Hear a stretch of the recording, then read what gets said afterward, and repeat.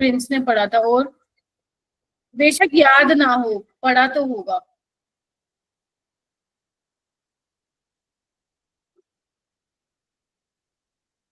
ठीक है, कोई बात नहीं, याद आ जाएंगी चीजें, जल्दी जल्दी आ जाएंगी, टेंशन ना लो।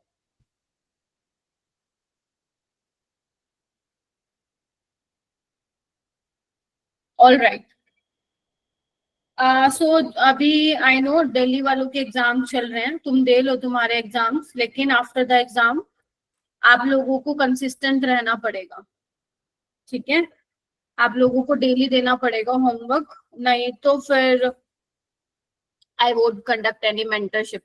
ठीक है, स्पेशली जो जिनकी मैं मेंटर हूँ, फिर मैं नहीं करने की, क्योंकि मेरे को इससे बेटर है कि मैं और बच्चों पे ध्यान दे लूँ, है ना। जब मेरी सुननी ही नहीं है तो सीधी सी बात यही है, करना है तो कर लेना, नहीं करना तो मत करना, तुम्हारी इच्छा है। अगर करके दे दोगे तो फिर कर लूंगी तुमसे मेंटरशिप कॉल, अदरवाइज मैं नहीं करूंगी। ऑलरेडी वैसे भी हर्षित सर ने काफी डांट लगा दिए तुम्हें कल। मैं देखना चाहती हूँ उसका असर सिर्फ मैथ्स के लिए पड़ता है या तीनों सब्जेक्ट्स के लिए पड़ता है। आइडियली तीनों सब्जेक्ट्स पे पढ़ना चाहिए। देखते हैं, लेट्स सी क्या रहता है तुम लोगों का रिस्पॉन्स। तो मैं कुछ ज्यादा बोलूंगी नहीं, ठीक है। सो आप लोग खुद समझदार हो, तुम क्या कर रहे हो तुम्हें अच्छे से पता है, कितना तुम टीचर को रिस्पोंड करते हो वो भी तुम लोगों को अच्छे से पता है, ऑफलाइन टेस्ट में तुम लोग क्या करते हो वो भी तुम लोगों को बहुत अच्छे से पता है। ठीक है, सो थोड़ा सा ना संभल के। आदर्श क्या कह रहे हो आप? तो मैम जिनकी मेंटरशिप नहीं हो रही वो इसी वजह से है। तुम्हारी तो हो रही है ना, तुम्हारी तो हुई है मेरे साथ आदर्श, एक महीने में एक बार है तुम्हारी ना मेरे साथ, शायद इस वीक है, मैं देख के बता दूंगी तुम्हें। ठीक है, ऑल राइट। ठीक है, अभी तक मैंने इसके कितने असाइनमेंट दे दिए हैं इस चैप्टर के, और मेरे को चैट में बताओ कि आप में से कितने बच्चों ने कितने कर लिए। मैंने शायद 4 दिए हैं अभी तक, तो 4 में से ये बताओ तुम लोगों ने कर कितने लिए, 1 2 3 4 या 0? 0। हर्षित सिमरन प्रिंस कह रहे हैं 3 3 3 हो गए हैं। गौरव बट मेरे पास तो आया ही नहीं तुम्हारा, तो मैं कैसे विश्वास करूं कि 2 कर लिए हैं। अब्दुल्ला आपने मेरे को भेज दिए 2 करके? मैम एक सेंड कर दिया है, एक रह रहा है। हाँ, तो जब आप लोग मेरे को कर देंगे दूसरा, देन फिर मैं चेक कर लूंगी आप लोगों का। ठीक है, और प्लीज आपको बेशक सारे सवाल आते हो उस असाइनमेंट में से, ये अपना रूटीन बना लो। अगर मान लो मैं तुम्हें ऑर्गेनिक का डीपीपी का सॉल्यूशन दे रही हूँ तो आप लोग जरूर उसको एक बार चेक करेंगे। ज्यादा देर नहीं लगेगी, अगर आप लोगों ने ऑलमोस्ट सारे क्वेश्चंस कर लिए हैं तो ज्यादा से ज्यादा देखने में 10 मिनट लगेगा कि तुमने कैसे अप्रोच किया है। ठीक है, और मान लो अगर तुमसे कोई सवाल उसमें नहीं हुआ है असाइनमेंट में, तो तुम एक बार डीपीपी में जाके गूगल की बजाय, गूगल पे मत जाना, गूगल की बजाय डीपीपी में जो सोल्यूशन मैंने लिखा है उसको देखना। अगर मान लो डीपीपी में तुम्हें सोल्यूशन जो मैंने दिया है वो नहीं समझ में आ रहा, तो भी आप गूगल पे नहीं जाओगे, आप मुझे ही टैग करोगे डाउट सॉल्विंग ग्रुप, क्योंकि गूगल में बहुत ऐसी साइट्स हैं जो सिर्फ आंसर निकालने के लिए कुछ भी रीजन डाल देते हैं, स्पेशली इन ऑर्गेनिक। तो अगर ऑर्गेनिक का आपको नहीं समझ में आ रहा है डीपीपी में, पहले सॉल्यूशन जाके देखो। फिर भी नहीं आ रहा है, मान लो हो सकता है कि मेरा लिखा हुआ नहीं समझ में आ रहा हो या जो भी है, whatever be the reason, आप लोग मुझे टैग करेंगे। लेकिन सारे बच्चे सॉल्यूशन जरूर देखेंगे, क्योंकि मैं ट्राई करती हूँ सॉल्यूशन में अप्रोच भी लिखूं। ठीक है, सो प्लीज उसको थोड़ा सा अच्छे से करेंगे। एंड रही बात, आप देखो आपके एमएस चौहान के क्वेश्चंस हो रहे हैं असाइनमेंट के थ्रू, पीवाईक्यूज में क्लास में ही करा रही हूँ, इतना सफिशिएंट है ऑर्गेनिक के लिए। इतना आप अगर आप कर लेते हो बहुत है, आराम से आप लोग बना लोगे सवाल। ठीक है, अब क्योंकि ये चैप्टर खत्म होने पे आया है, आज मेरा कौन सा लेक्चर है, 8वां या 9वां? 8वां है ना, बताना कौन सा लेक्चर है, ये 8th है ना। तो ये यस लगा मैम। लो, ये लगा लो कि 3 और लेक्चर लगेंगे, एक आज का 8वां, एक 9th और 10th, ये चैप्टर खत्म हो जाएगा। वैसे अब जो रह गया है ना, मतलब जो आज की क्लास में पढ़ाऊंगी वही मेन नया टॉपिक है। उसके बाद जो मैं आने वाली 2 क्लासेस में पढ़ाऊंगी वो मैं हाइड्रोकार्बन चैप्टर बेसिकली तुम्हें लगेगा पढ़ा रही होंगी जो किसी ने पढ़ा है पहले, क्योंकि हाइड्रोकार्बन के ही कुछ टॉपिक हेलोएल्केन और हेलोएरीन में आते हैं। ठीक है, तो कुछ टीचर्स जो है हाइड्रोकार्बन पढ़ा देते हैं, वो नहीं पढ़ाते हैं इसमें, बट क्योंकि तुम लोगों ने तो मेरे से पढ़ा भी नहीं हुआ हाइड्रोकार्बन, तो जो भी उसके टॉपिक्स होंगे वो मैं यहाँ पे आप लोगों को करवा दूं। ठीक है, अच्छा, फिर ये तुम्हारा चैप्टर हो जाएगा। उसके बाद नेक्स्ट चैप्टर तुम्हारा है अल्कोहल, फिनोल एंड ईथर। तो मैं उस चैप्टर को भी स्टार्ट नहीं कराऊंगी, उससे पहले एक टॉपिक है तुम लोगों का ग्रिग्नार्ड रिएजेंट, अगर किसी ने सुना हो, ये भी 11th में थोड़ा बहुत आता है, हल्का सा आता है इसका झलक, ग्रिग्नार्ड रिएजेंट। क्योंकि ग्रिग्नार्ड रिएजेंट पे हर साल एक सवाल आता है 4 नंबर का, मतलब हर साल परंपरा है कि एग्जामिनर आपको ग्रिग्नार्ड रिएजेंट पे सवाल जरूर देगा। तो मैं जितने भी 11th 12th ऑर्गेनिक में जितने भी ग्रिग्नार्ड रिएजेंट से रिलेटेड सवाल हैं वो आपको मैं 2 लेक्चर में करवाऊंगी, समझ गए? I will spend 2 lectures on Grignard reagent and उसके बाद I will start alcohol phenol. तो इसके बाद पहले वो करेंगे, देन उस पे करेंगे। फिर जो तुम्हारी ऑर्गेनिक में जितने भी ग्रिग्नार्ड रिएजेंट से रिलेटेड रिएक्शंस आएंगी वो फिर मैं आप लोगों को नहीं डिटेल में समझाऊंगी, सिर्फ ये बोल के छोड़ दूंगी कि ये तो हमने ऑलरेडी कवर कर लिया, because we have a time. अगर अपने पास टाइम ना होता तो शायद मैं नहीं भी करवाती अलग से, but we have a time. मैं आराम से तुम्हारा सिलेबस नवंबर में ही खत्म करा दूंगी, तो अगर मेरे पास टाइम है तो मैं जल्दी क्यों ही भागूं, ठीक है? और अगर लगेगा तो एक्स्ट्रा क्लास लगा लूंगी, लेकिन अभी तक तुम्हारा सिलेबस एकदम बहुत सही चल रहा है और इसी पेस पे ही मैं जो है आप लोगों को ऑर्गेनिक करवाने वाली हूँ आने वाले टाइम में, ठीक है? ठीक है, ऑल राइट। इसलिए थोड़ा थोड़ा करके भी करते रहोगे ना तो भी हो जाएगा। तो बच्चों, इसको शुरू करने से पहले एरोमेटिक न्यूक्लियोफिलिक सब्स्टिट्यूशन को शुरू से करने से पहले एक बार फटाफट मैं रिकैप करवा देती हूँ तुम लोगों को। मैंने कल आप लोगों को E1 रिएक्शन करवा दी है ना, अभी तक वैसे मैंने काफी सारी करा दी, E2 भी करा दी, SN1 भी करा दी और SN2 भी करा दी, ठीक है? तो E1 CB रहती है। मैंने आपको समरी चार्ट भी दिया था, वो अपनी नोटबुक में बहुत अच्छे से लिख लेना। अगर मान लो समरी चार्ट में कोई पॉइंट आपको समझ में नहीं आ रहा होगा तो वो भी मुझसे पूछ लेना, तुम पर्सनल ग्रुप में कहीं भी पूछ लेना, मुझसे पूछ लेना कि मैम ये पॉइंट आपने कैसे लिखा, ये समझ में नहीं आया, ठीक है? अभी तक मैं ये बता चुकी हूँ। तो बेटा जनरली हम एलिमिनेशन रिएक्शन में क्या लेते हैं, स्ट्रॉन्ग बेस की बात करते हैं, क्योंकि वहां पे बेस क्या काम करता है, हाइड्रोजन को एब्स्ट्रैक्ट करता है, एल्कीन बनाता है, और सब्स्टिट्यूशन में हम बात करते हैं न्यूक्लियोफाइल की, ठीक है? यहाँ पे हम बेस की बात करते हैं और यहाँ पे हम न्यूक्लियोफाइल की बात करते हैं, ठीक है? SN2 हमें पता है स्ट्रॉन्ग न्यूक्लियोफाइल हमें चाहिए होता है, स्ट्रॉन्ग न्यूक्लियोफाइल की रिक्वायरमेंट होती है, जबकि SN1 जनरली वीक न्यूक्लियोफाइल में ही करवा देता है SN1, बिकॉज डिपेंड नहीं करता है न्यूक्लियोफाइल की कॉन्सेंट्रेशन पे, ठीक है? अब वीक न्यूक्लियोफाइल तुम्हें पता है कौन से, वाटर हो सकता है, कोई अल्कोहल तुम्हें मिल सकता है।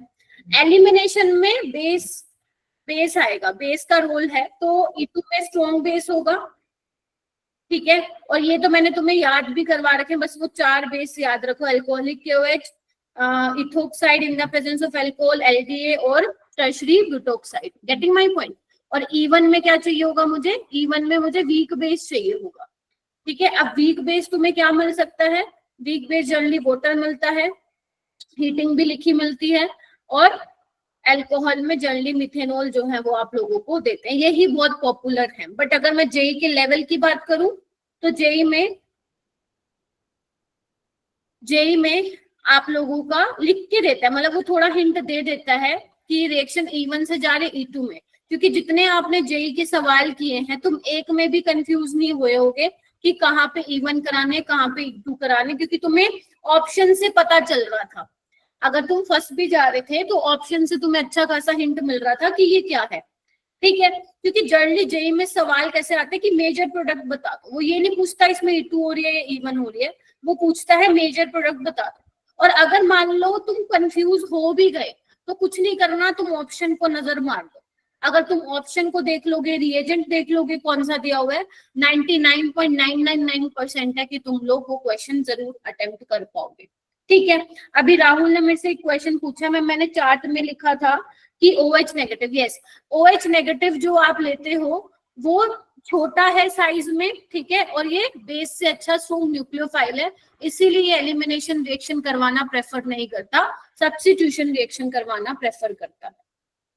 ठीक है, CO2 नहीं होगा बेटा, वो कुछ और होगा, तो चेक कर लेना, CO2 नहीं होगा। ठीक है, तो ये था मोटा मोटी बात। अब हम, और हाँ एक चीज और ध्यान रखना,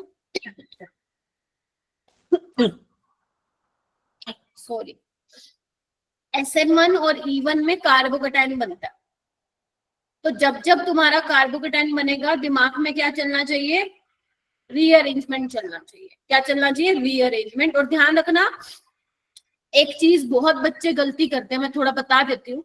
मान लो लेट से सेकेंडरी डिग्री कार्बोकेटाइन बन रहा है, ये बहुत बच्चे गलती करते हैं, सेकेंडरी कार्बोकेटाइन बन रहा है मान लो, उसके बाद रीअरेंजमेंट करवाने के बाद प्राइमरी डिग्री कार्बोकेटाइन बन रहा है, ठीक है, और उसके बाद दोबारा रीअरेंजमेंट करवा रहे हो तो टर्शरी बन रहा है। ध्यान से सुनना मैं क्या बोल रही हूँ।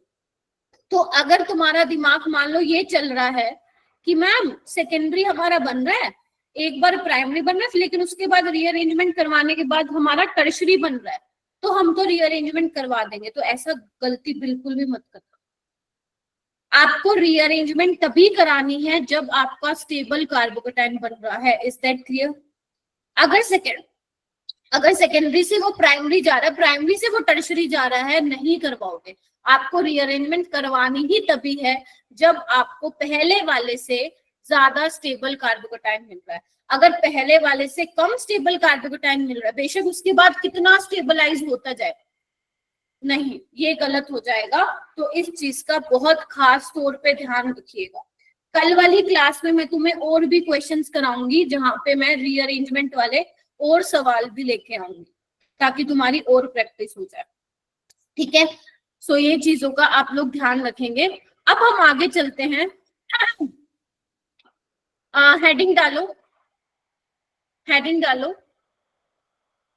Elimination unimolecular with respect to conjugate base. ये जो लिखा हुआ था वो मैं बाद में समझा दूंगी, पहले मैं आपको बता देती हूँ होता क्या है ये। देखो यूनिमोलिकुलर है, with respect to conjugate base है। क्या नाम है, अब्दुल्ला ने शायद पूछा था। अब्दुल्ला तुम्हें याद है, तुमने मेरे से कल एक बात बोली थी, तुमने मेरे को कि मैम यूनिमोलिकुलर रिएक्शन कार्बोकेटाइन बनता है, ऐसा कुछ पूछा था तुमने, वहां रीअरेंजमेंट होती है, ऐसा कुछ तुम्हारा सवाल था मुझसे। तो मैंने इसको बोला था अब्दुल्ला को, अगर आप लोगों ने सुना होगा, ये बोलना सही नहीं होगा। आप ये बोलिए कि जहां पे कार्बोकेटाइन बनेगा ना, वहां पे पॉसिबिलिटी होगी रीअरेंजमेंट की। समझ रहे हो? और ये बात का एग्जाम्पल भी है, मतलब अभी मैं बताऊंगी कि ऐसा क्यों नहीं बोल सकते, जैसे कल अब्दुल्ला कह रहा था। तो रिएक्शन का नाम है basically elimination unimolecular with respect to conjugate base. तो इसका नाम कंजुगेट बेस क्यों है, मैं धीरे धीरे समझाती हूँ, पहले समझ लो, लिखना बाद में, क्योंकि ज्यादा मुश्किल है नहीं। ठीक है, तो यहाँ पे मैं सबस्ट्रेट ले रही हूँ, देखना ध्यान से थोड़ा।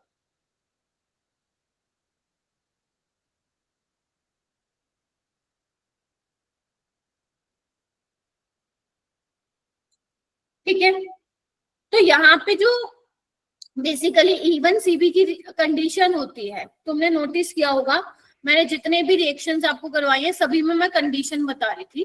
तो इसकी कंडीशन क्या है मेरा बेटा, इसकी कंडीशन ये है कि यहाँ पे हमारे पास क्या होना चाहिए, पुअर लिविंग ग्रुप होना चाहिए। क्या होना चाहिए? पुअर लिविंग ग्रुप होना चाहिए। Is that clear? अब पुअर लिविंग ग्रुप कौन कौन सा तुम्हें पेपर में मिलेगा, या तो फ्लोरीन मिल सकता है, या OH मिल सकता है, या फिर OCH3 मिल सकता है। ये बहुत खराब किस्म के लिविंग ग्रुप होते हैं। ठीक है, अच्छा मैम, अब ध्यान से सुनना, NR3+ भी मिल सकता है, ये पॉपुलर है। अच्छा, अब एलिमिनेशन नाम से तुम्हें क्या पता चल रहा है कि मैम निकालना तो हमें बीटा हाइड्रोजन है, ये सबको क्लियर है कि मैम निकालना तो हमें बीटा हाइड्रोजन है, बिकॉज एलिमिनेशन है। तो यानी कि मेरे पास बीटा कौन सा होगा, एक तो ये वाला होगा और एक ये वाला होगा। ठीक है। अब हमें क्या ध्यान रखना है, जब भी मेरे पास पुअर लिविंग ग्रुप होगा तो उस केस में मुझे वो वाला बीटा हाइड्रोजन निकालना है। ध्यान से सुनो, जहां पे बीटा कार्बन की पोजीशन पे, मतलब बीटा कार्बन के साथ क्या लगा हो, कोई इलेक्ट्रॉन विड्रॉइंग ग्रुप लगा हो, यानी कि कहने का मतलब ये है कि मुझे वो वाला हाइड्रोजन निकालना है जो कि क्या हो, मोर एसिडिक हाइड्रोजन। मुझे क्या निकालना है, मोर एसिडिक हाइड्रोजन हो। और तुम्हें पता ही है एसिडिक किस बेसिस पे बोलोगे, आपको बस ये चेक करना है after the removal of H+, जो नेगेटिव चार्ज आएगा that will be stabilised by some factor, चाहे वो -I से हो, चाहे वो -M से हो रहा हो, चाहे वो एरोमेटिसिटी से हो रहा हो, चाहे वो बैक बॉन्डिंग से हो रहा हो, वो वाला H क्या होगा, आपका एसिडिक होगा। ठीक है, पहली बात। तो यहाँ पे पहली कंडीशन क्या है, पुअर लिविंग ग्रुप होना चाहिए। दूसरा, तुम्हें वो वाला हाइड्रोजन निकालना है जो कि एसिडिक होगा। अब यहाँ पे तुम वो क्या लोगे, क्या बोलते हैं उसको, एलिमिनेशन है तो बेस लेना पड़ेगा। बेस तुम्हारी मर्जी है, बेस तुम कुछ भी ले लो, अल्कोहलिक KOH ले लो, सोडामाइड ले लो, तुम्हारा जो मन करे वो ले लो, मैं ये ले रही। ठीक है, तो सबसे पहले क्या करेगा, बेस क्या करेगा, H+ को निकालेगा। ठीक है, निकाला, ये देखो ये वाला निकालेगा, because this is more acidic, क्योंकि ये NO2 के साथ जुड़ा हुआ है। Electron withdrawing group, electron donating नहीं बेटा। ठीक है, इलेक्ट्रॉन विड्रॉइंग ग्रुप आपको पता है -I क्या करता है, कार्बन आयन की स्टेबिलिटी को बढ़ाता है। दैट इज वाई मैंने ये वाला H+ रिमूव किया। देखो इधर, अब तुम एक बात बताओ, यहाँ पे बेस है और ये H+ निकल रहा है एसिडिक प्रोटॉन, तो ये एसिड बेस रिएक्शन नहीं होगी पहले स्टेप में? बताइए मेरे को, सुमित, संदीप, ऋषि ऋषि ऋषि ऋषि, बहुत जरूरत है बोलने की, नहीं तो अपने में रह जाओगे ना तुम लोग, अपने उसमें घमंड में रह जाओगे, फिर वो घमंड में ही रह जाओगे तुम लोग। दोबारा कोई बात नहीं, मैं पूरा करवाने के बाद रिपीट करूंगी। ठीक है, और आप लोगों को पता है एसिड बेस रिएक्शन क्या होती है, बहुत फास्ट होती है। तो ये जो पहला स्टेप होता है बहुत फास्ट होता है। तो यहाँ पे पहली कंडीशन क्या है बता रही हूं मैं, गौरव ध्यान से सुन लो। पहला, पुअर लिविंग ग्रुप लगा होना चाहिए। दूसरा, आप जो बीटा हाइड्रोजन निकालोगे that will B more acidic. ठीक है, तो यहाँ पे ये वाला हाइड्रोजन ज्यादा एसिडिक था, बिकॉज ये किसके साथ जुड़ा हुआ है, कार्बन के साथ क्या जुड़ा हुआ है, NO2, which is electron withdrawing group, जो कि क्या करता है, एसिडिटी को बढ़ाता है। तो ये वाला स्टेप क्या हो गया हमारा, फास्ट हो गया। नेक्स्ट स्टेप क्या होगा, इधर देखो, ये यहाँ आएगा और ये यहाँ निकल जाएगा। अब क्योंकि तुम लोग सिग्मा बॉन्ड को ब्रेक करवा के क्या बना रहे हो, पाई बॉन्ड बना रहे हो, तो ये वाला स्टेप कैसा होगा बच्चों, बोलो, स्लो होगा या फास्ट होगा? मैम स्लो होगा, स्लो होगा। ठीक है, और ये स्लोवेस्ट स्टेप ही क्या होता है, रेट डिटरमिनेंट सेट। तो तुम लोग समझ गए हो, इतने टाइम से मैं पढ़ा रही। ठीक है, तो इस तरीके से रिएक्शन होती है। क्या हो गया, कौन आया है?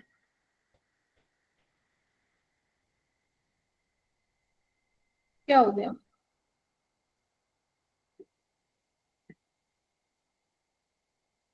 ठीक है, ज्वाइन किया पीर बख्श, आपने ज्वाइन किया क्या?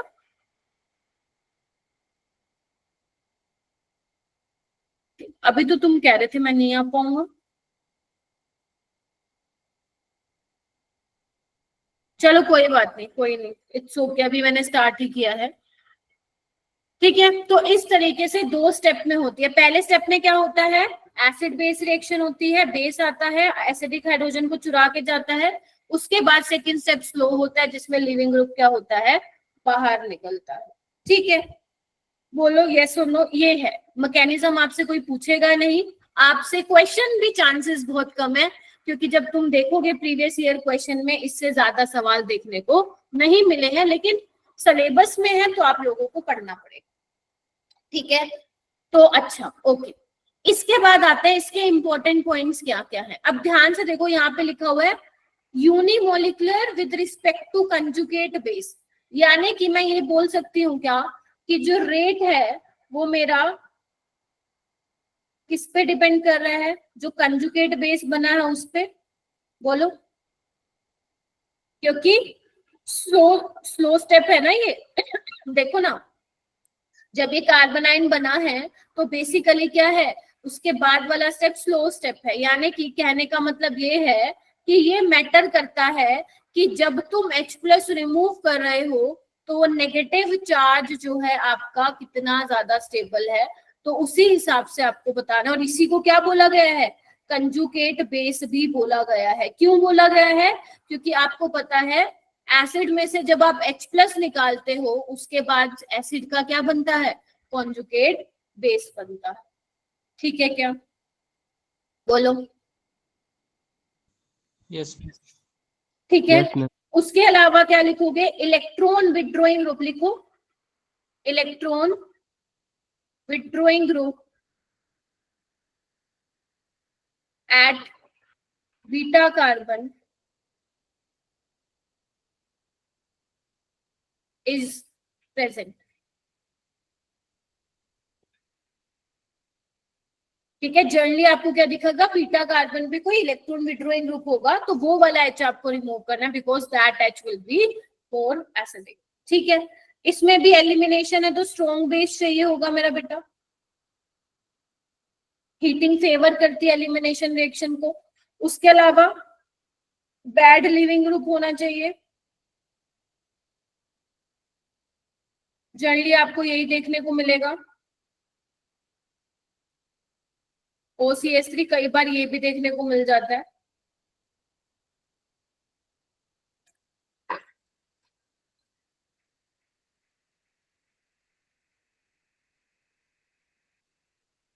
ठीक है क्या? देखो, यस मैम। चलिए, तो यहाँ पे ना, यहाँ पे मैंने कुछ पॉइंट्स लिखे हैं। वैसे ही तुमने ऑलरेडी लिख लिए हैं, लिखने की जरूरत नहीं है, एक बार देख लो। Hydrogen atom should be more acidic which is possible only if carbon atom having hydrogen should be linked with the electron withdrawing group. This is something which I have already told you. Leaving group जो होना चाहिए more negative होना चाहिए, because जो hydrogen आप निकालोगे उसको stabilise करेगा, एसिडिटी को बढ़ाएगा। फिर वो कह रहे हैं एक्सपेरिमेंटली ये देखा गया कि जो फर्स्ट स्टेप है फॉर्मेशन ऑफ कार्बन आयन, अभी बताया, ठीक है, वो क्या है? फास्ट स्टेप है। और सेकेंड स्टेप क्या है जहां पे आप लिविंग ग्रुप बाहर भगा रहे हो? वो क्या है आपका? रेट डिटरमाइनिंग स्टेप है। ठीक है, तो ये पॉइंट्स आप ऑलरेडी लिख चुके हो, इसको दोबारा लिखने की जरूरत नहीं है। ठीक है, चलिए, इससे रिलेटेड कुछ क्वेश्चन थे जो मुझे बताने थे आपको।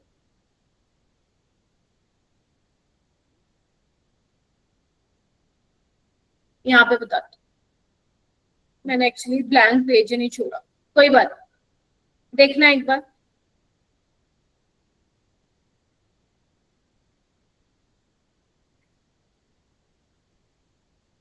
यहाँ पे सोडामाइड डाला मैंने। देखो, अब तुम्हारे दिमाग में क्या घूमेगा? मैम सोडामाइड वाला ना आपने E2 में भी बताया था, तो अब तुम्हें देखना है कि ये कौन से वाली रिएक्शन होगी। देखो, अब यहाँ पे क्या होगा? ये फ्लोरीन ही बाहर जा सकता है क्योंकि ये रहा बीटा हाइड्रोजन। और अगर फ्लोरीन बाहर जा सकता है यानी कि हमारा लिविंग ग्रुप कैसा है? पुअर लिविंग ग्रुप है, तो यहाँ पे कौन सी रिएक्शन होगी? E1CB होगी। और जो मेरा फाइनल प्रोडक्ट बन जाएगा वो ये बन जाएगा। देखो एक बार, ठीक है, एक और देखो।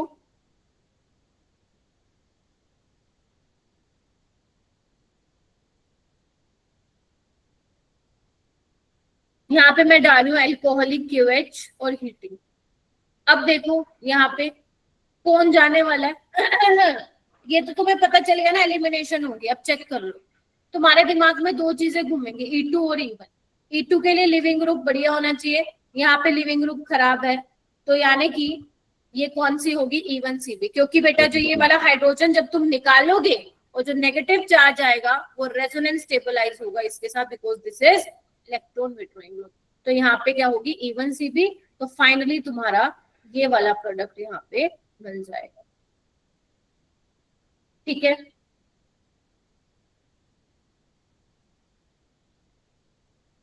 एक और बताओ प्रोडक्ट बनाना।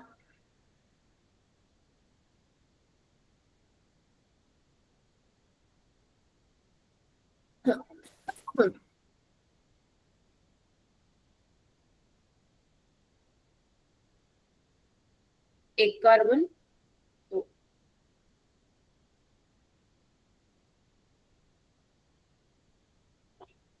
यहाँ पे भी अपनी कौन सी होने वाली है? E1CP होगी। हाँ मैम, यहाँ पे निकल जाएगा। तो इस तरीके से अगर आ जाता है तो तुम आराम से इस क्वेश्चन को सोल्व कर सकते हो, लेकिन आने के चांसेस थोड़े से कम है।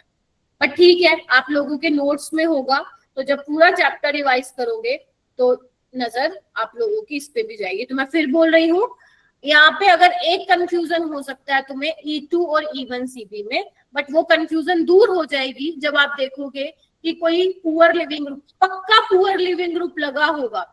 बिकॉज अगर आपका अच्छा लिविंग ग्रुप लगा हुआ है, जैसे क्लोरीन हो गया, ब्रोमीन हो गया, आयोडीन, तो नहीं होगी E1CP।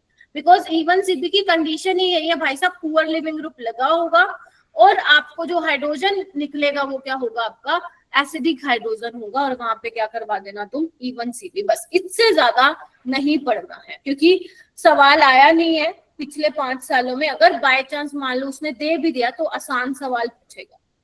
ठीक है, तो बस इतना ही आप लोगों को इसके लिए पढ़ने की रिक्वायरमेंट है, ज्यादा नहीं पढ़ना। देखो बहुत ज्यादा पढ़ा दूंगी तो तुम्हारे लिए मुश्किल हो जाएगा ऑर्गेनिक में, तो इतना ही इसको करना है। तो इसको लिख लो जल्दी से, और फिर मैं आगे चलूंगी एरोमेटिक न्यूक्लियोफिलिक सब्स्टिट्यूशन पे। यहाँ पे वो CN भी लगा के दे सकता है, मतलब कुछ भी दे सकता है, because CN is electron withdrawing group, तो वो बल्कि एसिडिटी को बढ़ाएगा, तो ऐसे भी करके वो दे सकता है। डन, एक बार प्लीज जल्दी से लिख लीजिए, फिर मैं करती हूँ आगे स्टार्ट।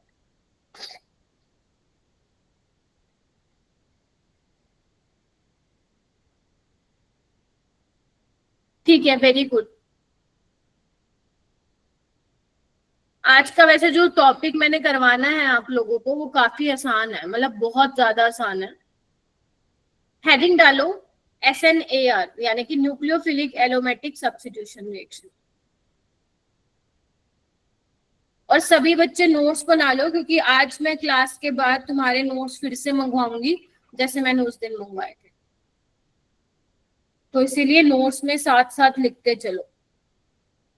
मनीषा, सुनिधि, श्रुति, अंजलि, सिमरन, ठीक है? Yes ma'am. राजिया, ठीक है, वेरी गुड। देखो अभी तक ना तुम लोग नोटिस कर रहे हो, तो हम लोग एल्काइल हैलाइड्स के साथ खेल रहे थे। अभी क्या बोल रही हूं मैं, न्यूक्लियोफिलिक एरोमेटिक सब्स्टिट्यूशन। यहाँ पे AR रिप्रेजेंट कर रहा है एरोमेटिक को, SN रिप्रेजेंट कर रहा है न्यूक्लियोफिलिक सब्स्टिट्यूशन को। मतलब पढ़ने तो हम लोग क्या वाले हैं, न्यूक्लियोफिलिक सब्स्टिट्यूशन ही पढ़ने वाले हैं, लेकिन एरोमेटिक कंपाउंड्स के केस में हम पढ़ने वाले हैं। ठीक है, और ये भी बेसिकली बायोमोलिकुलर रिएक्शन होती है। क्यों होती है, इसका मैकेनिज्म मैं सब कुछ अभी डिटेल में आप लोगों को एक्सप्लेन करूंगी, लेकिन मैं पहले कुछ यहाँ पे क्लियर कर देना चाहती हूँ, या बोलती हूँ, पूछ लेती हूँ तुमसे। अगर बेटा एक बात बताना मेरे को, अगर मेरे पास यहाँ पे कोई एल्काइल हैलाइड है, लेट्स से मैंने ये लिया है और मैंने इसकी रिएक्शन NaOH के साथ कराई है, तो अगर मैं तुमसे पूछूं कि बेटा प्रोडक्ट बता दो, तो तुम लोग मुझे क्या बोलोगे? फट से बोलो। हाँ, OH लग जाएगा। तुम मेरे को फटाक से बोल दोगे कि मैम सब्स्टिट्यूशन रिएक्शन हो जाएगी यहाँ पे। ठीक है, अच्छा, अगर मैं यही चीज इस केस में बोलूं कि मेरे पास यहाँ पे क्या लगा हुआ है, X आपका हो सकता है फ्लोरीन लगा हो, क्लोरीन लगा हो, ब्रोमीन लगा हो, ठीक है, आयोडीन लगा हो। अगर मैं बोल रही हूँ यहाँ पे NaOH है और मैं कह रही हूँ कि रूम टेम्परेचर पे रिएक्शन करवानी है, तो क्या यहाँ पे रिएक्शन फिजिबल है? तुम बोलोगे मैम नहीं है, क्योंकि शायद मैंने इसके बारे में डिस्कस भी किया है। तुम कहोगे मैम कैसे अटैक करेगा, ये भी बेंजीन रिंग भी इलेक्ट्रॉन रिच है और ये भी न्यूक्लियोफाइल है, ये तो मैम रिपल्शन क्रिएट करेगा, तो ये रिएक्शन नहीं हो पाएगी, फिजिबल नहीं है, पहली चीज।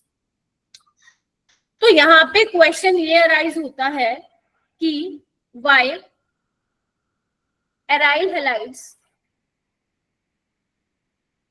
Are least reactive towards nucleophilic substitution reaction।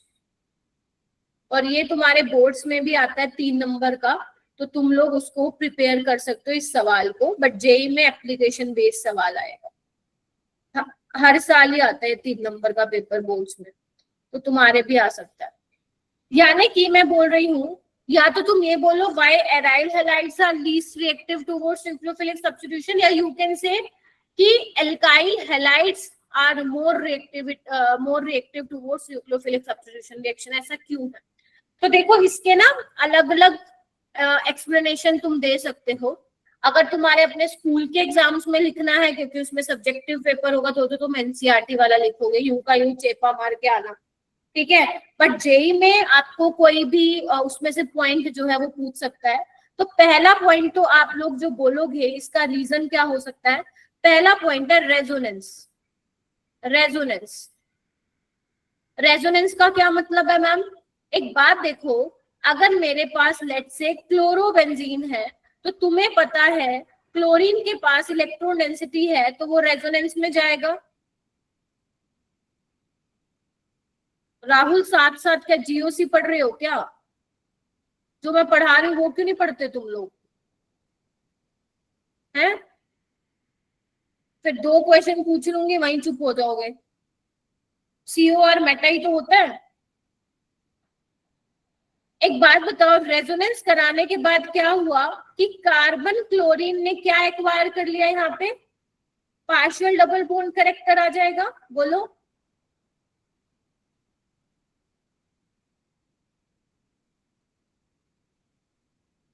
यानी कि मैम आप ये बोल सकते हैं कि अगर यहाँ पे पहले एल्काइल हैलाइड में क्या होता है? सिंगल बॉन्ड होता है ना, जबकि यहाँ पे क्या हुआ? रेजोनेंस के बाद यहाँ पे डबल बॉन्ड कैरेक्टर आ गया है। अब डबल बॉन्ड को ब्रेक करना सिंगल बॉन्ड के कंपैरिजन में ज्यादा डिफिकल्ट है।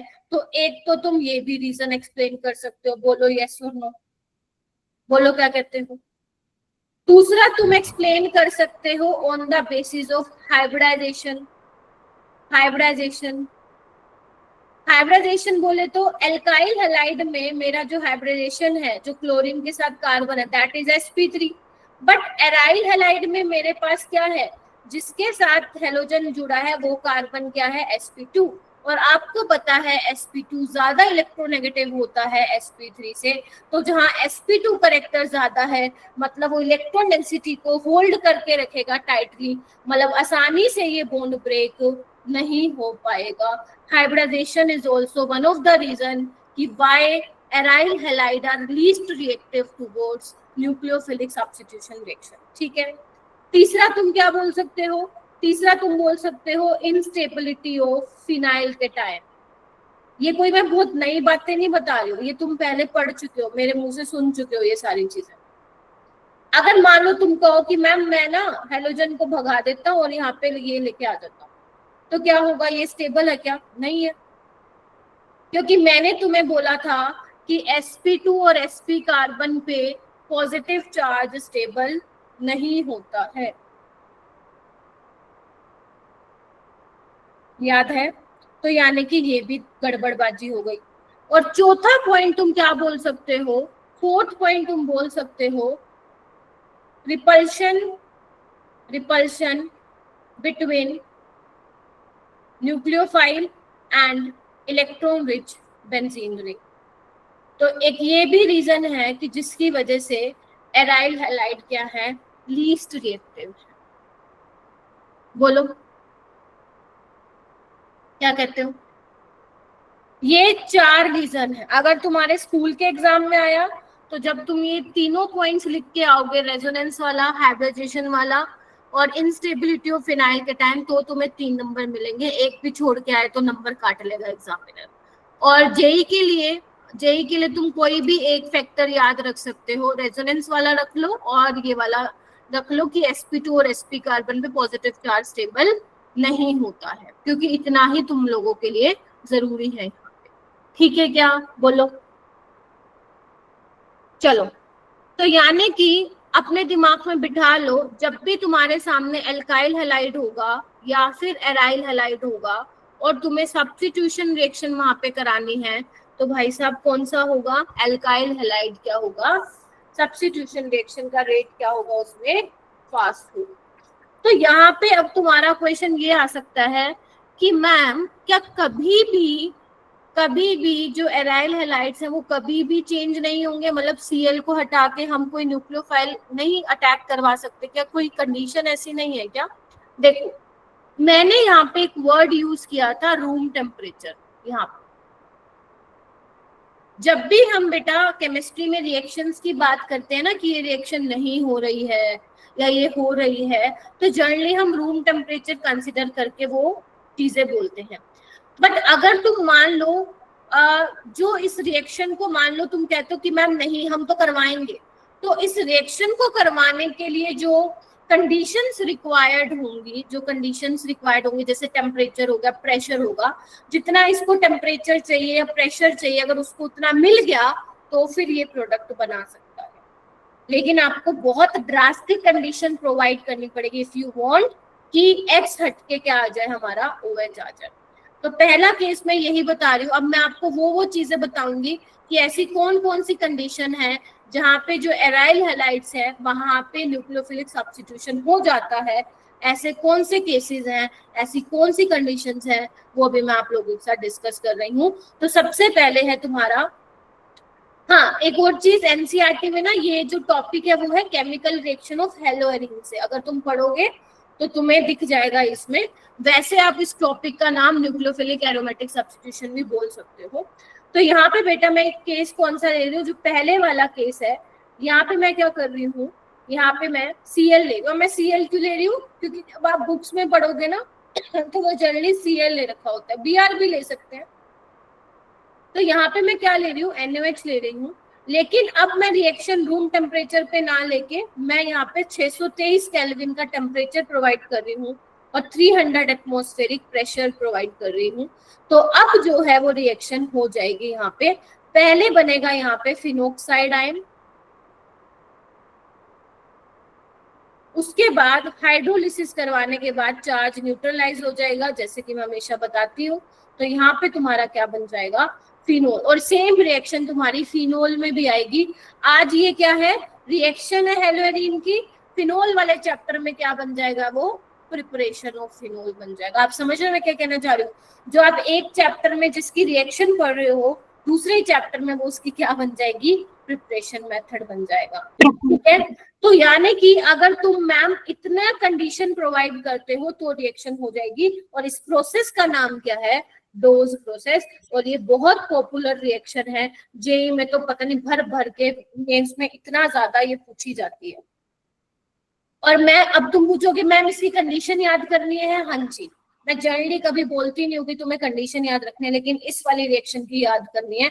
शायद ये पहली चीज होगी जो मैंने बोली होगी यहाँ पे कि ऑर्गेनिक में ये चीज ध्यान रख लो। 623 ध्यान रखना, डोज प्रोसेस की बात कर रही हूँ। 623 केल्विन टेम्परेचर, 300 एटमॉस्फेरिक प्रेशर, इतना हमें चाहिए होता है अगर तुम चाहते हो कि ये बन जाए। ठीक है, फिनोक्साइड बेटा, फिनोक्साइड, ठीक है। अच्छा, अब यहाँ पे एक और क्वेश्चन आता है कि मैम ये तो बहुत महंगा प्रोसेस पड़ गया हमें, फिर तो आप इतना ज्यादा टेम्परेचर और प्रेशर प्रोवाइड कर रहे हो, ये तो भाई साहब बहुत ज्यादा लोड बढ़ गया।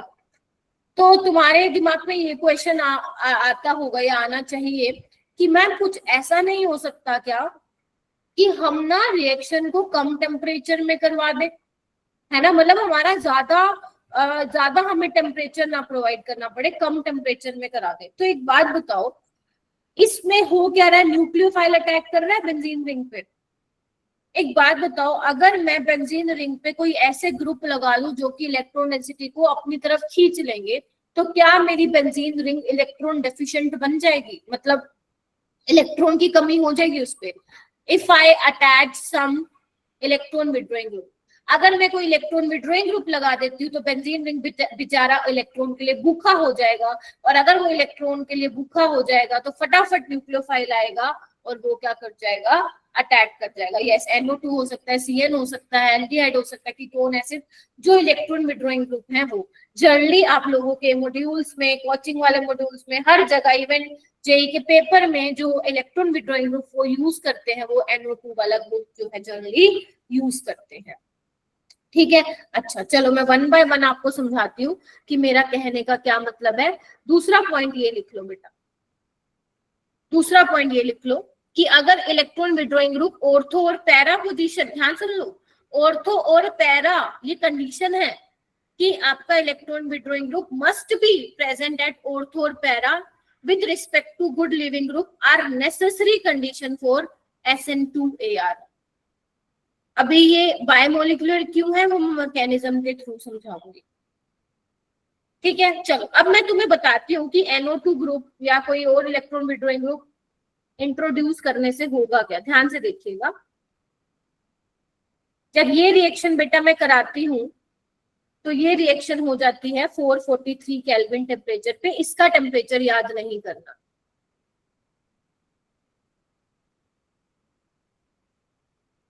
ठीक है। और इसकी जो यील्ड मिलती है, कितना परसेंट मिलता है, ये 55% मिलता है। ये भी याद नहीं रखना कितना मिलता है, कॉन्सेप्ट समझना है बस तुम लोगों को। अगर मान लो मैं यहाँ पे एक ऑर्थो पे लगा देती हूँ और एक पैरा पे लगा देती हूँ, तो ये रिएक्शन कितने टेम्परेचर, मेरे को भी याद नहीं भाई टेम्परेचर, मैं भी लिख के आई हूँ टेम्परेचर, 368 केल्विन टेम्परेचर पे रिएक्शन हो जाती है। तो आपको क्या मिलता है, Cl की जगह क्या लग जाता है, OH लग जाएगा। ठीक है, और इसका जो यील्ड मिलता है एक्सपेरिमेंटली, ये आपको याद नहीं रखना है, ये मिलता है लगभग आपको मिलता है 76%। अगर मैं मान लो तीनों लगा दूं, देखना 3 नाइट्रो ग्रुप लगा दूं तो क्या होगा, तो मैम ये तो बहुत ज्यादा जल्दी हो जाएगा। अगर इसमें तुम सिंपल इसको गरम कर दोगे ना, सिंपल गरम, तो भी भाई साहब काम हो जाएगा। और ये तुम्हारा फेवरेट एसिड है, किसी को इसका नाम पता है, मैंने शायद एक्स्ट्रा क्लास में बताया था। बोलो बोलो बोला कोई बोला मैम पिक्रिक एसिड। हाँ, अरे राहुल, लगता है साथ ही साथ जीओसी पढ़ाई पढ़ रहे हो। नहीं पिक्रिक मैम एसिड, ठीक है, पिक्रिक है, मजाक कर रही हूँ। पिक्रिक एसिड बहुत येलो कलर का होता है पिक्रिक एसिड। अगर एक बार हाथ पे लग गया 7 दिन तक कलर नहीं उतरता, जैसे हल्दी का रंग चढ़ गया हो। ठीक है, तो 93% यील्ड आती है इसकी।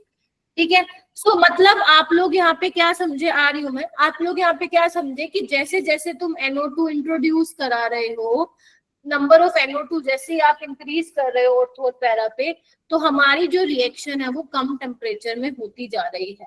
अब आपको ये जानना है ऐसा हो क्यों, मतलब क्या हो रहा है ऐसा जिससे ये चीजें हो रही हैं। वैसे तो तुम्हें पता चल गया कि NO2 खींचता है इलेक्ट्रॉन को, तो फिर न्यूक्लियोफाइल आसानी से अटैक कर सकता है, बट इसका मैकेनिज्म जब तुम देखोगे ना तो तुम्हें एक बड़ी खूबसूरत सी बात पता चलेगी, वो अभी मैं एक्सप्लेन करती हूँ। हाँ जी गर्व, आप बताओ तुम क्या कह रहे हो अभी। हाँ, वही मैं बताने भी वाली थी आगे, अभी मैं पढ़ा रही हूँ। ठीक है, मेटा पे भी लगा होगा तो क्या होगा, आई विल डिस्कस। ठीक है, सबसे पहले आओ मैकेनिज्म देखते हैं। तुम नहीं लिखोगे मैकेनिज्म, पहले तुम मेरा पूरा देखोगे कि मैम कर क्या रही है, क्योंकि फिर तुम ना गलत इलेक्ट्रॉन की मूवमेंट दिखा दोगे नोटबुक पे। देख क्या होता है न्यूक्लियोफाइल, देखो होता क्या है मेरा बेटा, पहले स्टेप में ये बॉन्ड ऐसे ब्रेक होगा, क्योंकि न्यूक्लियोफाइल को लगना कहाँ पे, बेसिकली जहाँ पे लिविंग ग्रुप है वहीं पे तो लगना है उसको। तो अगर वहीं पे लगना है तो बॉन्ड को ऐसे ही तो ब्रेक होना पड़ेगा प्यारे बच्चों, क्योंकि NO2 क्या करता है, खींचने की टेंडेंसी रखता है, तो इलेक्ट्रॉन की मूवमेंट ऐसी होगी। और जैसे ही इस पे पॉजिटिव चार्ज डेवलप होगा तो पीछे से न्यूक्लियोफाइल क्या कर देगा बेटा, अटैक कर देगा। तो देखना क्या बनेगा एक बार, पहले देख लो, लिखना मत, जब समझ में आएगा तब लिखना। Cl न्यूक्लियोफाइल, यहाँ पे नेगेटिव चार्ज, बताइए ये हो गया। अब इसके तुम रेजोनेटिंग स्ट्रक्चर बना सकते हो? हाँ मैम बिल्कुल बना सकते हैं, बनाते हैं फिर, आइए।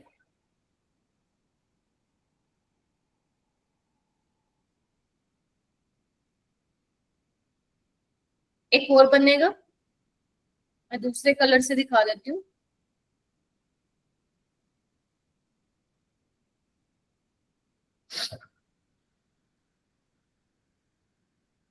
NO2, और ध्यान रखना है, देखो नेगेटिव चार्ज स्टेबलाइज भी हो रहा है, देख रहे हो जा रहा है ना ये रेजोनेंस में NO2 के साथ।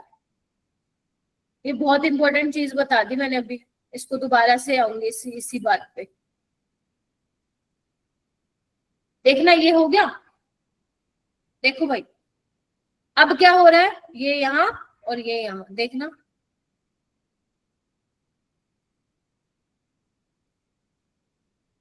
बोलो बना।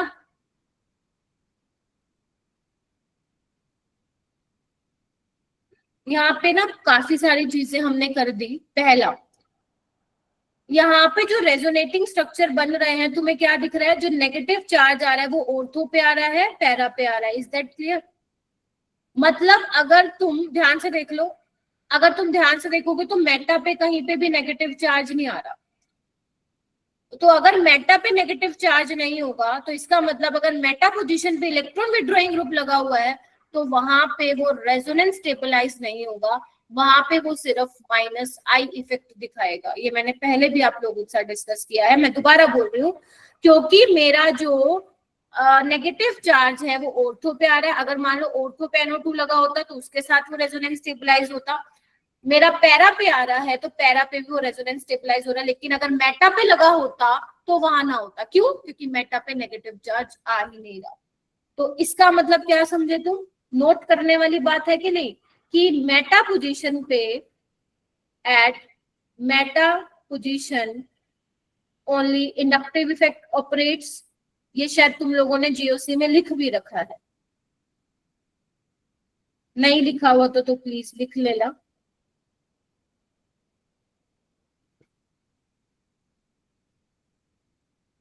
ठीक है, अच्छा अब तुम देख रहे हो, क्योंकि आप लोगों का नेगेटिव चार्ज, मेरे को बता देना अगर कोई चीज क्लियर नहीं हुई, नेगेटिव चार्ज ऑर्थो और पैरा पे आ रहा है, तो इसका अगर मैं रेजोनेंस हाइब्रिड बनाऊं तो आप ऐसे ही दिखाओगे, देखना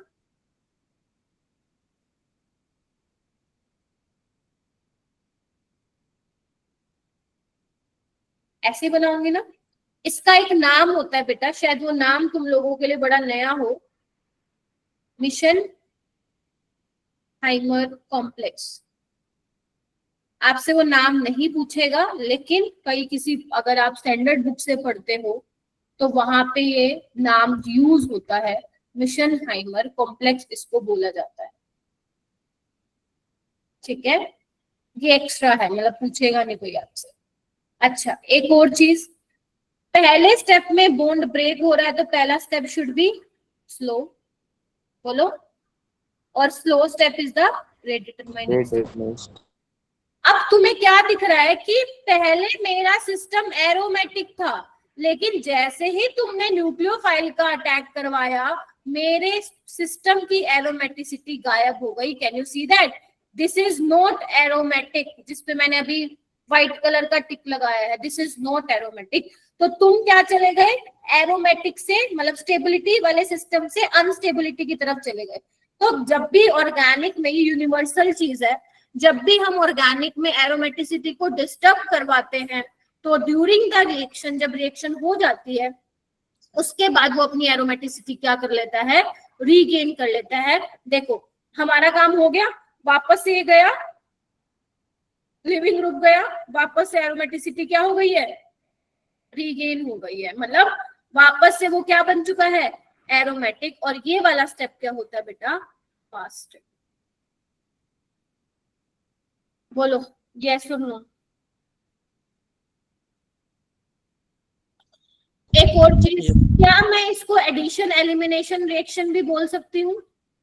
कैन आई से कि this is also called as addition elimination reaction, क्योंकि पहले न्यूक्लियोफाइल ऐड हो रहा है, लास्ट में लिविंग ग्रुप जा रहा है, तो this is called addition elimination reaction as well. बोलो, बोल सकते हो ना इसको। लास्ट में Cl कहाँ पे बेटा? ये वाला क्या? ये Cl है। चलिए आगे हम चलते हैं। सेकेंड स्ट्रक्चर में नेगेटिव कहाँ पे? सेकेंड स्ट्रक्चर में कहाँ? अच्छा, यहाँ पे क्योंकि नेगेटिव चार्ज आ रहा है ना घर, तो ये नेगेटिव चार्ज NO2 के साथ रेजोनेंस में है ना, ये मैं बोल रही थी।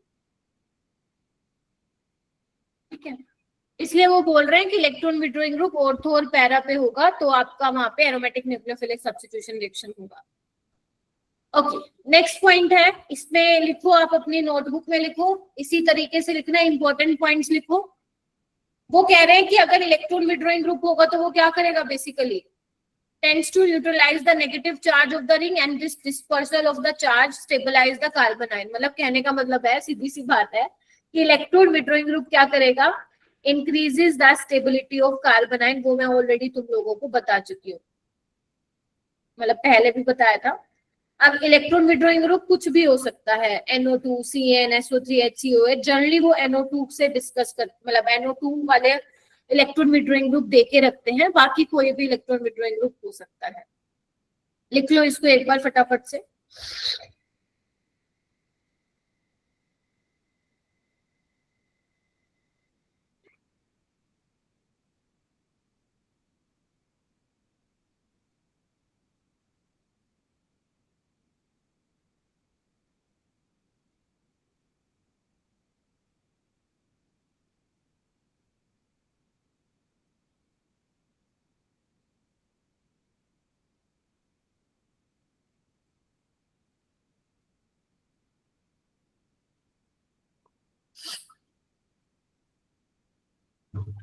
चलिए नेक्स्ट पॉइंट, अगर कोई इलेक्ट्रॉन डोनेटिंग ग्रुप होगा तो वो क्या करता है? स्टेबिलिटी को घटाता है।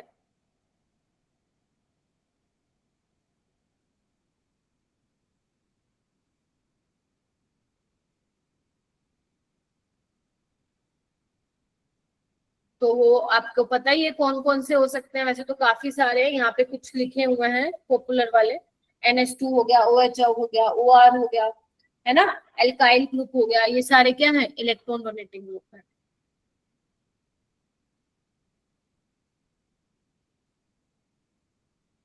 ठीक है, चलिए लिख लो।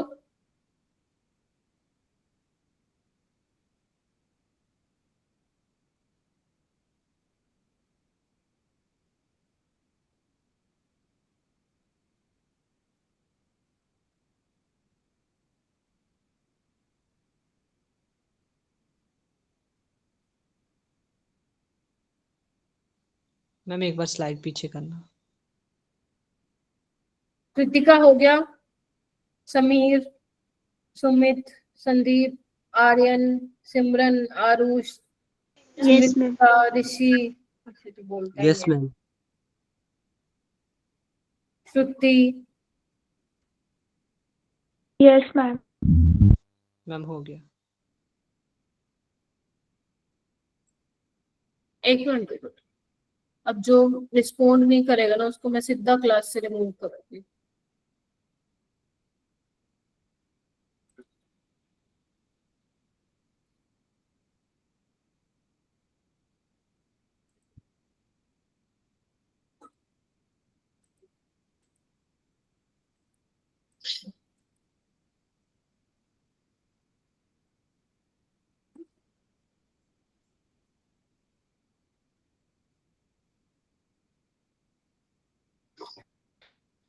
चलिए आगे लिखिए, कहाँ पेन पे? ये वाले पे क्या? हाँ,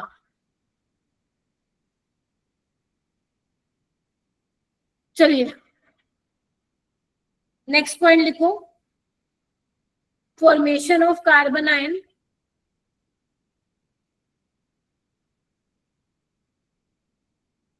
एज रेट डिटरमाइनिंग स्टेप। ठीक है क्या? जब कार्बन आयन बन रहा है, that step will be rate determining step.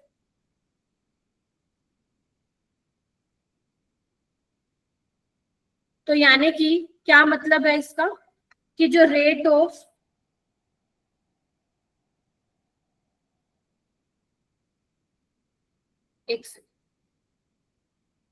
यानी कि rate of nucleophilic aromatic substitution किस पे डिपेंड कर गया,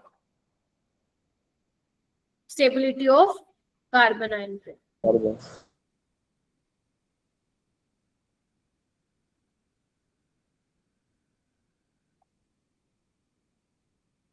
तो यानी कि आपको क्या चेक करना है, कार्बन आयन अब कितना स्टेबल है। ठीक है, अब क्योंकि ये बायोमोलिकुलर रिएक्शन है तो आपको पता ही है न्यूक्लियोफिलिक सब्स्टिट्यूशन है, वो है तो SN2 ना, तो एक तो आपका एराइल हैलाइड पे डिपेंड करेगा कैसा है, और न्यूक्लियोफाइल तो स्ट्रॉन्ग होना ही चाहिए।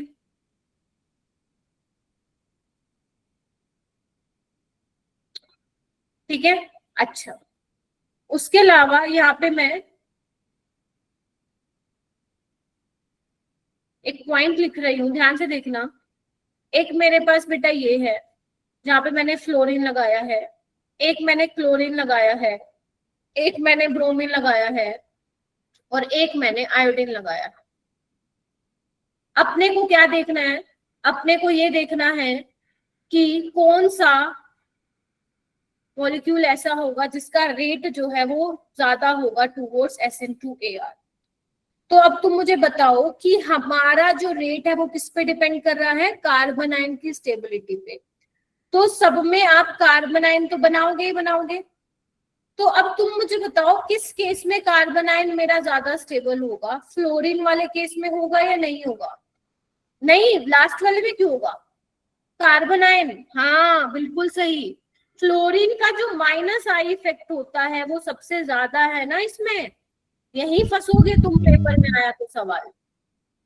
हमें हमेशा देखने की आदत होती है, अरे आयोडीन एक अच्छा लिविंग ग्रुप है, चलो भागो भागो, लेकिन ऐसा थोड़ी ना इसमें तो कार्बन आयन की स्टेबिलिटी पे डिपेंड कर रहा है आपका रेट। तो यू हैव टू चेक कि किस केस में ज्यादा स्टेबल है। तो फ्लोरीन का -I इफेक्ट ज्यादा है, इस वजह से यहाँ पे फ्लोरीन वाले के केस में जो रेट होगा वो क्या होने वाला है, ज्यादा होने वाला है।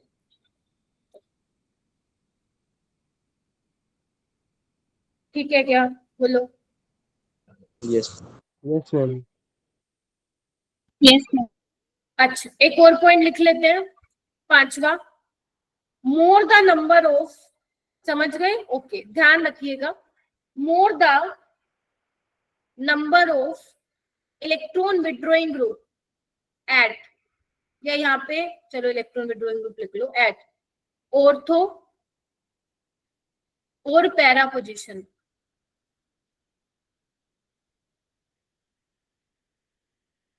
rate of reaction increases. Why? Because जो कार्बन आयन है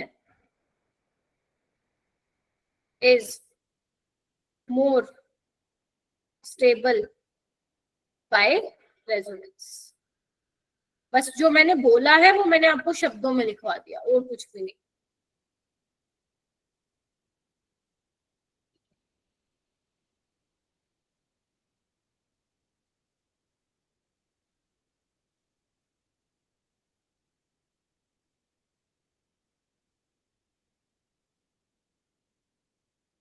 बोलो क्या कहते हो, बात बनी क्या या नहीं बनी?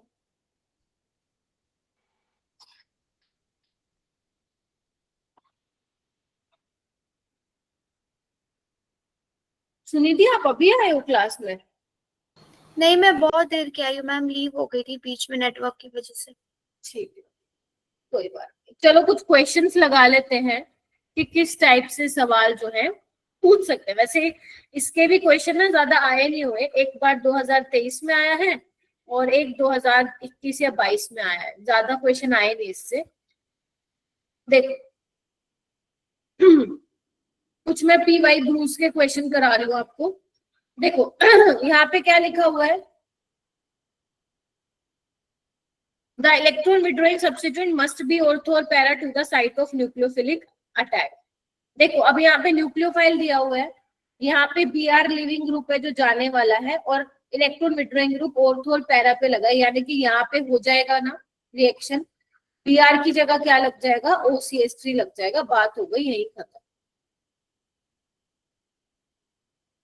बन गया, बस यही था। नेक्स्ट आओ, अब दो जगह लिविंग ग्रुप है Br और Br, हमें ये चेक करना है कि कौन से वाला निकलेगा, क्या दोनों निकल जाएंगे या फिर एक निकलेगा, ऊपर वाला, बिकॉज NO2 जो है ऊपर वाले के साथ ऑर्थो है, नीचे वाले के साथ मेटा है, तो ऊपर वाला निकल जाएगा, बाकी सब वैसे का वैसे रहेगा, कोई भी बच्चा छेड़ेगा नहीं।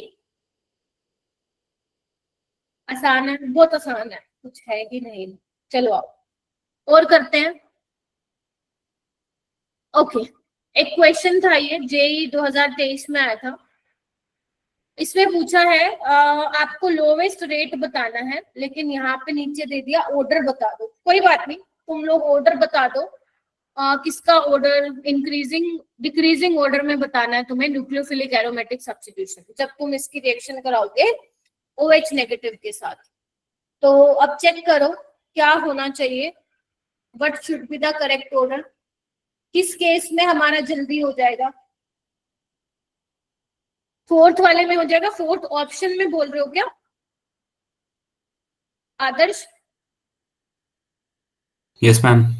कैसे किया बेटा? मैम सबसे फास्ट डी वाले में होगा क्योंकि उसमें 3 नाइट्रो लगे हैं। हाँ।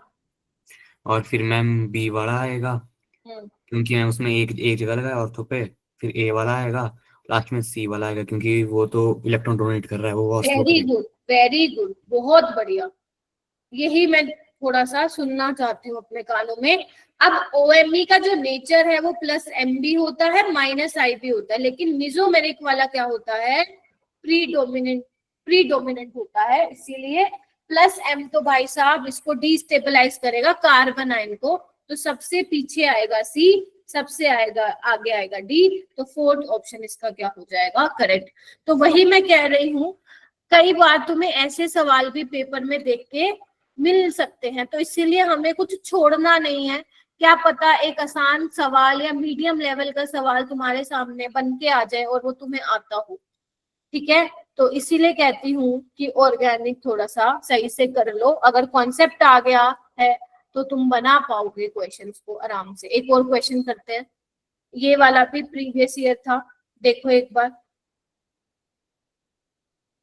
हाँ, OMe क्योंकि ऑक्सीजन बेटा इलेक्ट्रॉन विड्रॉइंग ग्रुप भी है ना, तो वो माइनस I दिखाएगा, लेकिन वो क्योंकि लोन पेयर भी है उसके साथ, तो वो प्लस M भी दिखा सकता है, जो कि दिखा रहा है, लेकिन प्लस M वाला क्या होगा, डोमिनेटिंग होगा। यहाँ पे पूछा लोवेस्ट रेट, पूछा है तुम लोगों से, सुनिधि क्या होगा, सुनिधि ने हाथ खड़ा किया है क्या, कृतिका क्या होगा, मैम सेकंड। सेकंड ऑप्शन, सिमरन मैम फोर्थ आएगा। फोर्थ क्यों किया आपने बेटा, पोजीशन पर है NO2। वेरी गुड, शाबाश। देखो आपको ना जब भी ऑर्गेनिक में सवाल आता है तो वो कंपैरिजन करने के लिए आता है, तो यहाँ पे आपका पैरा पे है माइनस M लगाएगा, ऑर्थो पे है माइनस M लगाएगा, और इस पे क्या है, इस पे है ऑर्थो पैरा दोनों पे है, और यहाँ पे मेटा पे है, तो ये सिर्फ माइनस I लगाएगा, तो ये आएगा। लेकिन अगर मान लो आपसे ऑर्डर पूछता वो तो क्या होता, तो सेकंड वाला सबसे पहले आता, फोर्थ वाला सबसे पीछे जाता।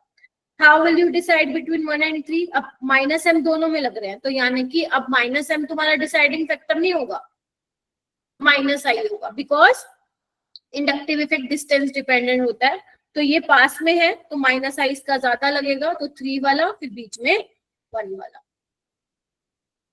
देखो ध्यान से एक बार,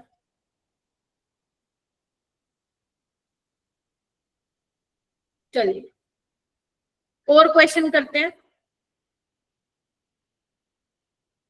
देखना एक बार। यहाँ पे क्या दिया हुआ है, ये एक कंपाउंड दिया हुआ है KSH दिया हुआ है, और इसका 1 इक्विवेलेंट है, आप इसको 1 मोल समझ के भी कर लो, मतलब एक ही बेसिकली इक्विवेलेंट है। तो आपको ये देखना है कि इसमें से कौन सा Cl बाहर जाएगा, ऊपर वाला नीचे वाला, सोच समझ के करना है इसको। मैम नीचे वाला जो है नीचे वाला जाएगा। Okay Sajiya, yes ma'am. कौन से वाला जाएगा बेटा? मैम अभी कर रही हूँ, वो पीछे वाले के लिए खड़ा किया था। कोई बात नहीं। Anjali, yes ma'am. कौन से वाला जाएगा? सोचो। मनीषा, मैं एक सही आंसर की तलाश में घूम रही हूँ। ऊपर वाला। ऊपर वाला एक्सप्लेन करो बेटा। मैम नीचे वाला मैम डबल बॉन्ड के साथ लगाए और ऊपर वेरी वाला। गुड, वेरी गुड, बहुत बढ़िया बेटा। कभी भी आप ये नहीं बोलोगे कि, इधर ध्यान से देखो, यहाँ पे इस क्लोरीन को डायरेक्ट क्लोरीन अटैच नहीं है, आप समझ रहे हो? अगर डायरेक्ट क्लोरीन के साथ होता ना तो आप बोलते क्लोरीन के रिस्पेक्ट में मेटा है।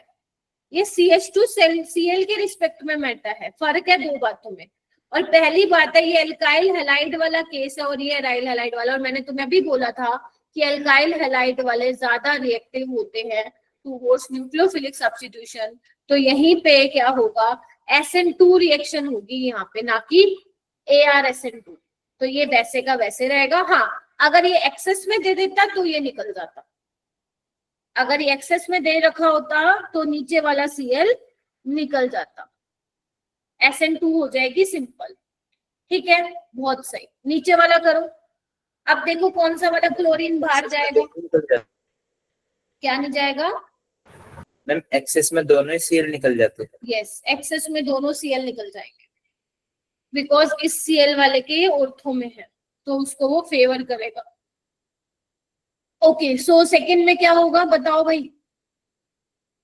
ऊपर वाला नीचे, ऊपर वाला। हाँ, क्योंकि ये वाले क्लोरीन के रिस्पेक्ट में मेटा पे है तो ये ऊपर वाला हट जाएगा। OCH3 लगा दो, बाकी सारा यूं का यूं लगा दे। ठीक है, चलिए आगे चलते हैं। ये वाला करो, तब तक मैं एक क्वेश्चन लिख लेती हूँ। मैम नीचे वाला निकल गया। गलत बोल दो बेटा। नो मैम वो मैम ऊपर वाला। अभी भी गलत बोल दो।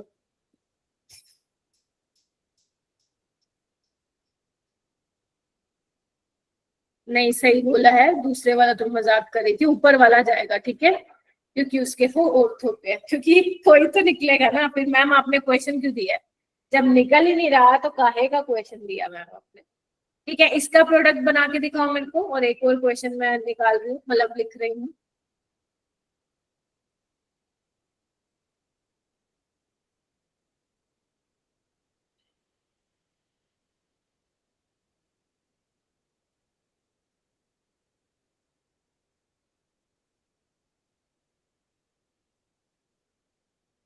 ये वाला करो।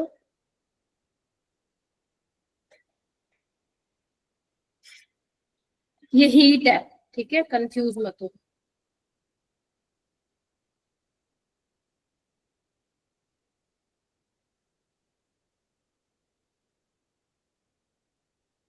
पहले तो मेरे को नीचे वाले में बताओ, आयोडीन निकालू या Cl निकालू?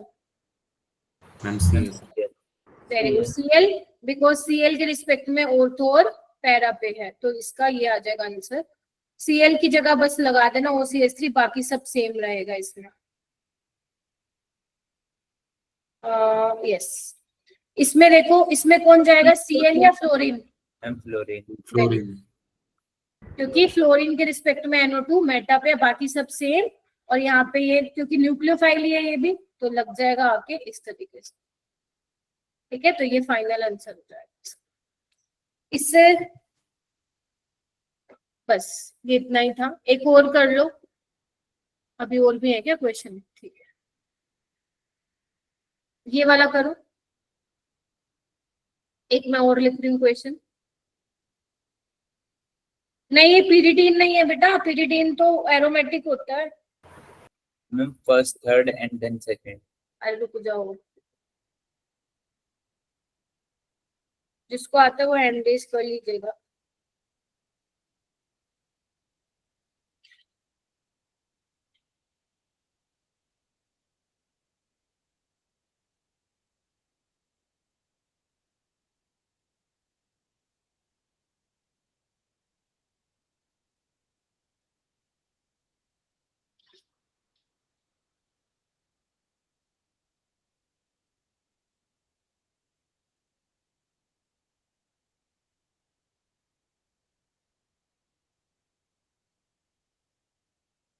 सुमित आप बताओ मेरे को, ऊपर वाला।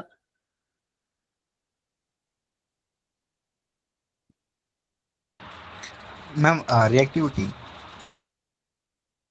है क्या मैम बोले? मैम सबसे पहले तो बी होगा, अच्छा, उसके बाद फिर सी होगा, फिर ए होगा। एक्सप्लेन करना आपका जो ये ऑर्डर है ऐसा क्यों है? मैम बी का कम होगा क्योंकि मैम उसमें जो है ना Cl, उसमें NO2 जो है वो मेटा पे है, और जो मैम उसके बाद फिर सी आएगा क्योंकि वो पैरा पे, और उसके बाद फिर मैम ए आएगा क्योंकि उसमें दो है, ऑर्थो है और पैरा है। मतलब तुम कह रहे हो ए का सबसे ज्यादा होगा रेट, है ना? Yes ma'am. यही है क्या सबका ऑर्डर, या किसी का कुछ डिफरेंट भी है? मेरा तो याद है ABC, ma'am ABC। Yes ma'am ABC। क्योंकि इधर आओ, यहाँ पे ऑर्थो पैरा पे है, बिल्कुल ठीक है। -M -I दोनों लगा रहे हैं ये, ठीक है। यहाँ पे एक पैरा पे एक मेटा पे, माना कि मेटा पे, बट -I भी तो इलेक्ट्रॉन विड्रॉइंग ग्रुप है, वो भी तो स्टेबल करता है। यहाँ पे तो एक ही है ना, ये देखो ना, ये एक्स्ट्रा -I लगा रहा है। Getting my point? तो इसीलिए बी बीच में आएगा और सी क्या आएगा, लास्ट में आएगा, ठीक है। Because you have to compare, आप तीनों को कंपेयर कर रहे हो ना। फिर से सुन लो अगर नहीं पल्ले पड़ा तो, पहले वाले में ऑर्थो और पैरा पे वो तो तुम्हें समझ में आ गया। बी और सी को कैसे कंपेयर करोगे? तो बी में भी पैरा पे है, सी में भी पैरा पे, तो वो तो सेम ही चीज हो गई ना दोनों कंपाउंड के लिए। कंपेयर किस बेसिस पे कर रहे हो फिर तुम? NO2 जो लगा हुआ है मेटा पे वो -I लगा हुआ है। -I भी मैंने कब बोला कि -I स्टेबलाइज नहीं करता? करता है, बट रेजोनेंस वाला फैक्टर डोमिनेटिंग होता है, इसलिए हम बोलते हैं कि ऑर्थो और पैरा पे लगा होना चाहिए। Getting my point? तो अगर आप बी और सी को कंपेयर कर रहे हो तो बी वाला क्या होगा, ज्यादा होगा, ठीक है। तो वो आपको देखना, ठीक है। कहाँ पे किस वाले केस में मेटा पे लगा होता?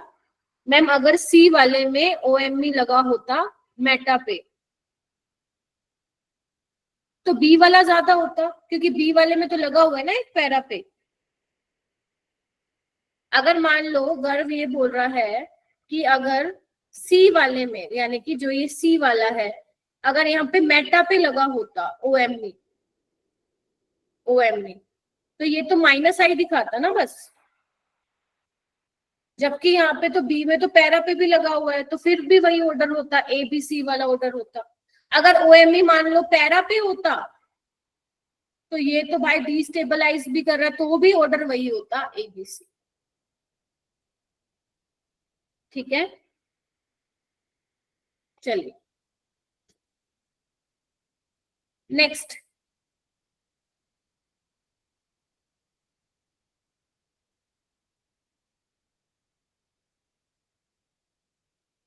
ABCD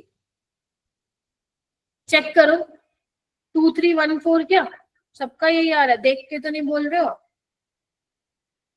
मतलब 2 का आप ज्यादा बोल रहे हो ना। देखो यहाँ पे दोनों मेटा पे लगे हुए, -I दिखाएंगे, -M नहीं दिखाते बेटा मेटा पे, -M नहीं दिखाते। यहाँ पे दोनों ही मेटा पे लगे हैं, लेकिन ये इस पे लगा है पैरा पे, तो ये -M एक्स्ट्रा लगा रहे हैं। तो अगर बी और ए में बताना हो तो बी ज्यादा होगा ए से, ठीक है। और सी और डी में तो एक एक नाइट्रो ग्रुप है, तो उनको तो वैसे ही पीछे फेंको। अब सी में क्या है, पैरा पे है, तो ये भाई सब -m ज्यादा डोमिनेटिंग होगा, और इस पे सिर्फ -i लग रहा है, तो BACD क्या हो जाएगा इसका फाइनल उत्तर हो जाएगा, आंसर हो जाएगा। ठीक है, ऐसे करना है इसको। ये वाला क्वेश्चन करो, ये तो मैंने वैसे भी बता ही दिया तुम लोगों को, है ना, इसको मैं दोबारा एक्सप्लेन नहीं कर। ठीक है, अच्छा एक second, okay okay, thank you Adarsh. मैं गड़बड़, एक से रुक जाओ, मैंने गलत लगा दिया यहाँ पे, आई एम सो सॉरी। रुक जाओ।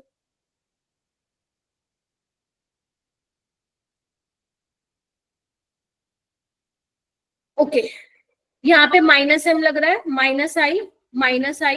यहाँ पे -i, यहाँ पे -m और यहाँ पे -i।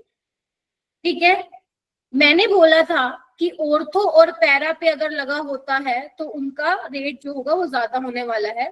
तो यहाँ पे -m दिखा रहा है, यहाँ पे -m दिखा रहा है, तो B और C पहले आएंगे और A और D बाद में आएंगे। मैंने देखा ही नहीं चीज, ठीक है। लेकिन B वाला जो आएगा पहले वाला आएगा, मतलब B पहले आएगा। तुम लोग जो भी बोल रहे थे वो गलत बोल रहे थे, या जो भी था पता नहीं, या मैंने ही गलत लिख दिया था। तुमने तो शायद ठीक ही बोला था, 2 3 1 4 ही बोल रहे थे तुम तो, ठीक है।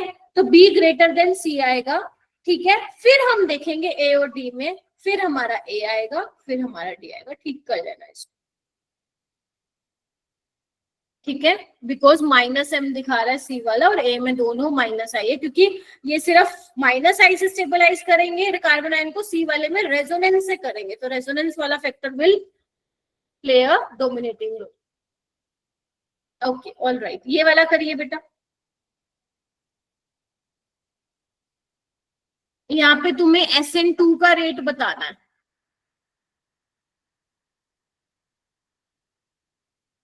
ये तुम्हारा लास्ट क्वेश्चन है क्लास का।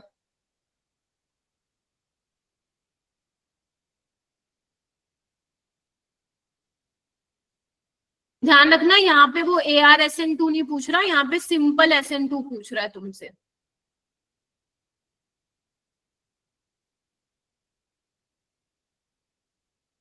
आराम से करो ट्राई।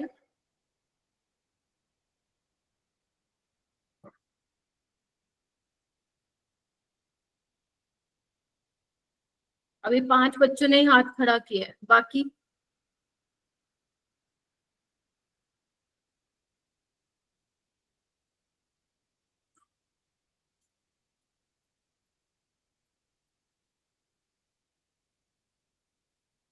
ट्राई करो, मैं वेट कर रही हूँ।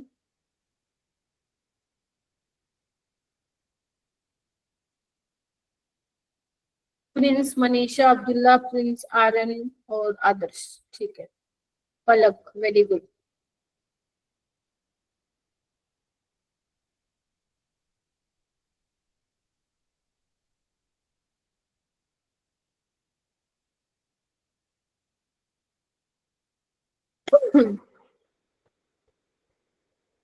बाकी को क्यों नहीं आ रहा भाई? बताया ना था तुम्हें मैंने, इलेक्ट्रॉन विड्रॉइंग ग्रुप एक्सेलरेट करता है SN2 को, तो चेक करो ना आप लोग। ऑप्शन 1 तो ऐसे ही हट जाएगा। क्या आ रहा है तुम सबका, जितने बच्चे हाथ खड़े किए हो? मैम ऑप्शन है। Ma'am B.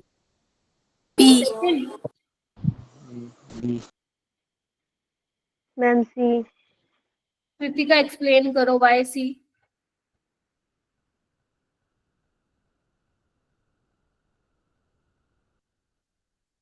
मैम और ऑर्थो पे तो है ही नहीं थर्ड में, ये तो पीछे आ जाएगा ना, क्योंकि इसमें कोई भी इलेक्ट्रॉन विड्रॉइंग ग्रुप नहीं है। यहाँ ऑर्थो पे है, मेटा पे है, तो ये -m -i, ये -i, ये मेटा पे है, -i, ये -m -i, ये दोनों मेटा पे हैं। तो फोर्थ वाला यहाँ पे आ जाएगा, बिकॉज उसमें सिर्फ -i लग रहा है ना। अब चेक करते हैं थर्ड और सेकंड में। तो देखो दोनों ही मेटा पे तो है ही, ये तो सेम है, फिर कैसे कंपेयर करोगे? एक ऑर्थो पे NO2 है और एक पैरा पे, और दोनों -m लगा रहे हो, तो यानी कि deciding factor should be inductive effect, और हमें पता है कि जो इंडक्टिव इफेक्ट होता है वो क्या होता है, बोलो, डिस्टेंस डिपेंडेंट होता है। हाँ के ना, यही लगाया क्या तुम लोगों ने?